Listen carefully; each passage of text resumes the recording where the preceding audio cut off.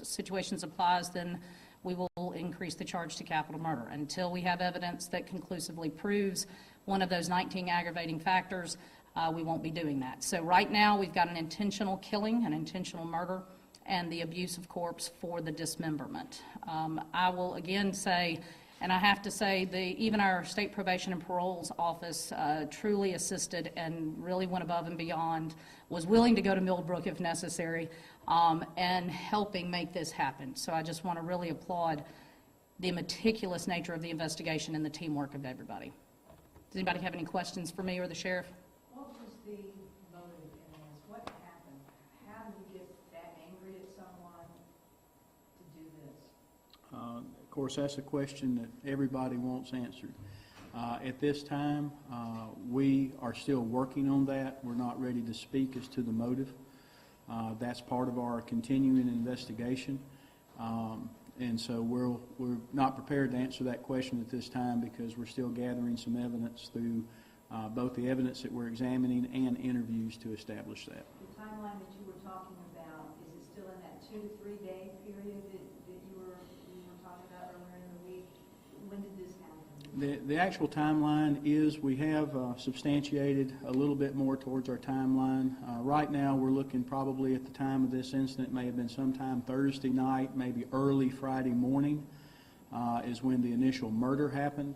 We're still determining the exact time that the dismemberment and the relocation of the body occurred.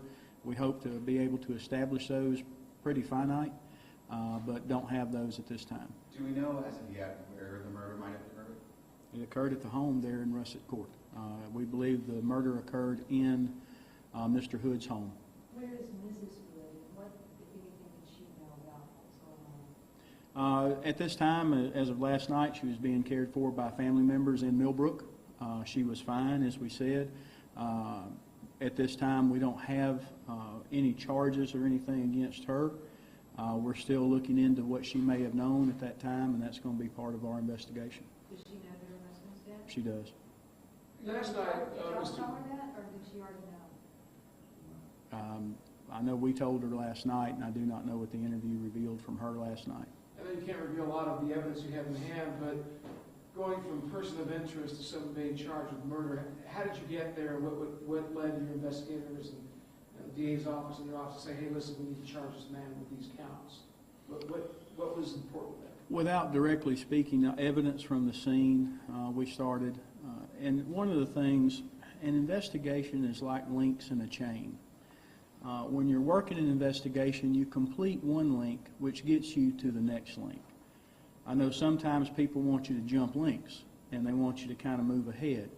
But one of the things, and particularly in a murder investigation, it's a step process. And if you'll remember, I said 2 days ago, the identity of this body, more than likely, will lead to the identity of the person of interest or the suspect.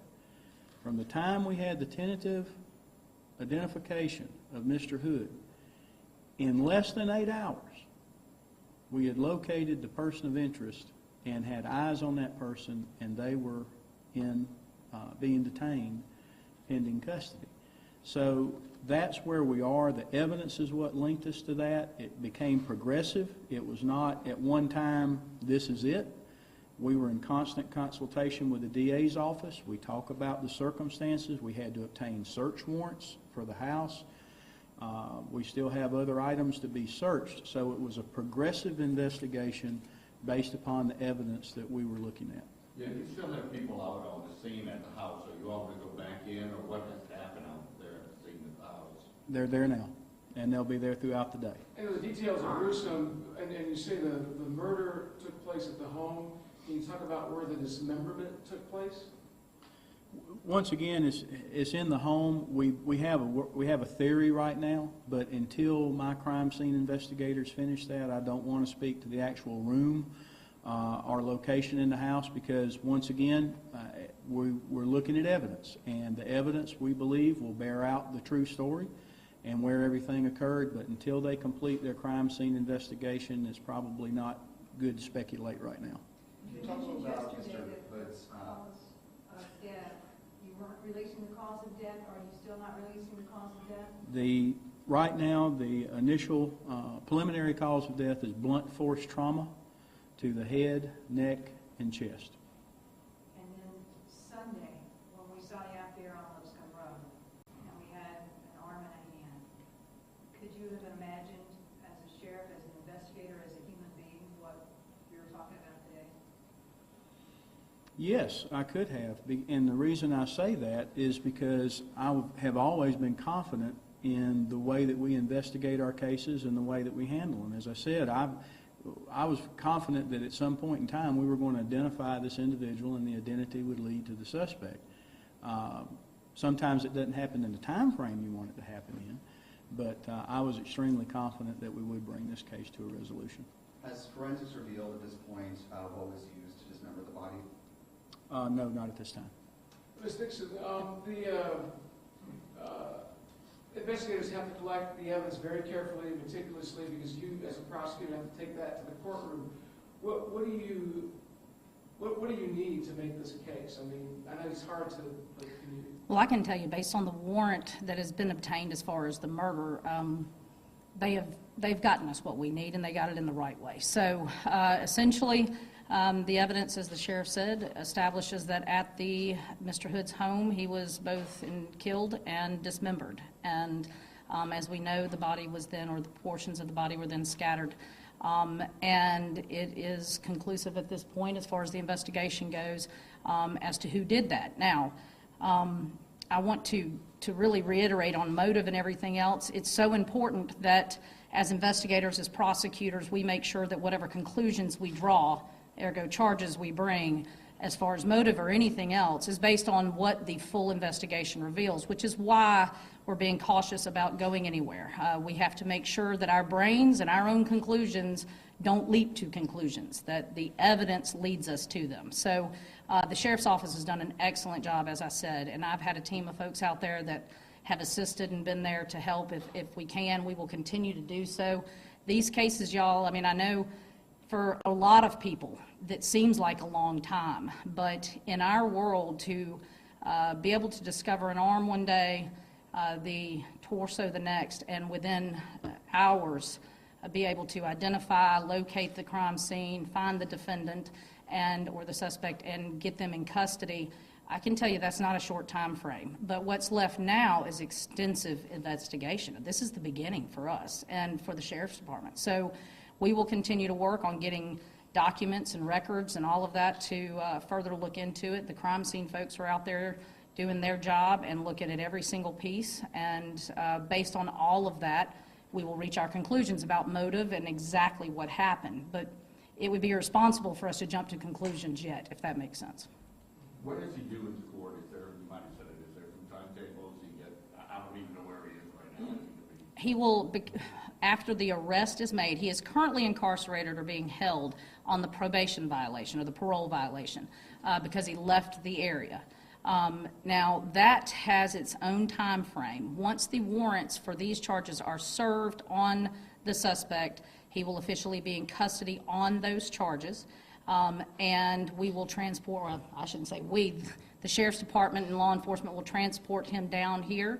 He will have to have a bond hearing and an initial appearance within 72 hours. So 72 hours of his arrest on these charges, he will be back and in front of a judge for us. He is in Millbrook right now still? Is he still in Elmore County? Yes, he's Yes. in the Elmore County Jail. Yes, sir. What time will the warrants be officially, what time are you expecting it to be delivered? Sheriff. Warrants are being signed as we speak. Our procedure is once the warrants are signed, then they're recorded. Once the warrant is recorded, then I will send transportation to Elmore County. They will go up there, they'll serve the warrants on him, and then he'll be transported back to the Baldwin County Correction Center. I would anticipate all that taking place within the next 24 hours, but until I actually have people on the road and everything, I can't tell you he'll be here at this time. But once again, as soon as the warrants are signed, the warrants are recorded, we have a team in place that goes and transports those individuals back. So certainly within the next 24 hours, he should be back in Baldwin County. Mr. Hood had a prior charge of a domestic violence third. Can you give us a little bit of background on that charge and if it had anything to do with this investigation? Actually, I actually spoke with the prosecutor who handled it. It was a misdemeanor domestic violence that was brought in our district court. The allegations, which are public record, was that Mr. Hood had slapped a step-granddaughter. Now, understand, this was an allegation. It was not a law enforcement initiated incident, but my understanding is that the step-granddaughter refused to answer calls, refused to correspond, refused to show up, did not show up twice, and the case was dismissed. So after being subpoenaed and contacted, I believe that investigators have interviewed and will be talking. Of course, they will talk to everybody that has relevant information, but it was not against anybody that was in the home at the time. I will say that. Was the step-granddaughter related to Mr. Minton in any kind of way? I do not know that, actually, because there's at this point, I don't know that. I don't know if they are blood relations or because there's other step siblings, so we're not certain at this point where that comes in. What is the relationship between the two at this point? Do we know? Let me let you comment on facts. Between the two, Between the victim and the suspect? stepfather, stepson. I believe that Mr. Minton is Mrs. Hood's son, which would make that. And let me say that, too, keep in mind, our focus has been on who this person was, what happened, and who did it. We will know the social history and the background. I've even been asked, what did Mr. Hood do for a living? I don't know. That's part of the social history that we'll be working on, and we'll build those items up in the coming days of the investigation. Yeah, this may be another gruesome question, but yesterday you mentioned that there was still a foot missing. Has that been found, recovered? It has not. We are mindful of that. We'll continue. That's one of the reasons that we're conducting the search along County Road 26 again today. That's an item that we would hope to find, obviously, but at this time it has not been located. Is there going to be another road closing on County Road 26? No. And let me address that very quickly to the citizens of Baldwin County. We appreciate the cooperation that we had from the Vernon Park, Magnolia Springs, and Foley communities in this investigation. We had to shut down County Road 26 for the better part of a full day. We had to inconvenience the people last night of the subdivision there off of Highway 98 as we did our search, and in fact we're still there today. But that's what it takes to do these types of investigations, and we did what we deemed was absolutely necessary and great consultation and consideration as to why we did it. But we do appreciate the cooperation because we did get a lot of information from the community as it related to this case. Now, not all the information was on this case, but we did get a lot of information from the community, and we appreciate the community's cooperation and understanding. I know you can't get into the thought process of the suspect, but it seems that there's really no attempt to hide the body. It almost looked like it was, in other cases, they may have wrapped something up and dumped it or disposed of it some other kind of way. Does that surprise you and your investigators that it was kind of spread out the way it was? Not all murderers are rational, and not everybody thinks things through. And this was a violent act, and it was an act that happened over a period of time. And Mr. Minton, and I can say, look at his history. He has a history of crimes against people. He's a sex offender. And so, I don't know what's in his mind right now. I don't know what was in his mind at the time that this happened. But obviously, we treated this as what it was, which was a very violent murder. And I believe that we have been able to address that, and very proud of the investigation that everybody's conducted at this point. And the violation of probation was what, leaving the area, or what was his? Yes, sir. The fact that he had left the area without checking in with his probation officer. He was You located may have in answered another this area. before, but I don't know if the forensics plays a part in it, but was the actual cause of death, was it caused by dismemberment, or was he dead before he was dismembered? Is that something you can answer or not? The final result on that will be issued by the Department of Forensic Science, but as I said, right now we are told that the cause of death, pending further studies, the cause of death was blunt force trauma to the body, and to the areas that I mentioned. So we're awaiting their final report. The final report's not been issued, and so I can't comment on that until the final report's issued. Sheriff, you mentioned a couple days ago that people talk in this area that if somebody knew that somebody was missing, they'd say something. And will these folks have much relationship with the that Noe Springs area or any family in this area that you know about? Why were folks not aware of it? I think one thing you have is, you know, the victim and the suspect all lived in the same household, so you do have a closed environment. I do not know of any, Mrs. Hood is a convalescent, so not in much interaction there. So we don't know exactly what interaction. We do not know of much interaction in the community. And so that's something that we'll look at, but we do not believe that these people were very active in the community. And of course, the people that we're interviewing hopefully will shed a little bit more light on that. How long did they live in that house? I can't tell you right now. I can't tell you exactly how long they've lived there, and Mr. Minton has been there for a relatively short period of time comparatively, but we don't have those actual dates just yet. And can I get real quick on the murder charge? Yes, sir. And what was the other charge again? Abuse of corpse. Abuse of corpse. I mean, are these life in prison sentencing that you're seeking at this point in time? The murder charge is a Class A felony, and it will bear a possible sentencing range of up to life. It will in part depend upon his felony convictions and his priors. We are at, again, this is the beginning once you find out who it is, but we are at the beginning stages, but we will be looking into whether or not he has sufficient priors to make him a life without candidate, and of course, based on, as we review the case and as more evidence comes out, based on what the evidence shows about motive, based on all of those factors, we will make a decision at a later time as to whether we seek life without or what the appropriate punishment is. Now, go ahead.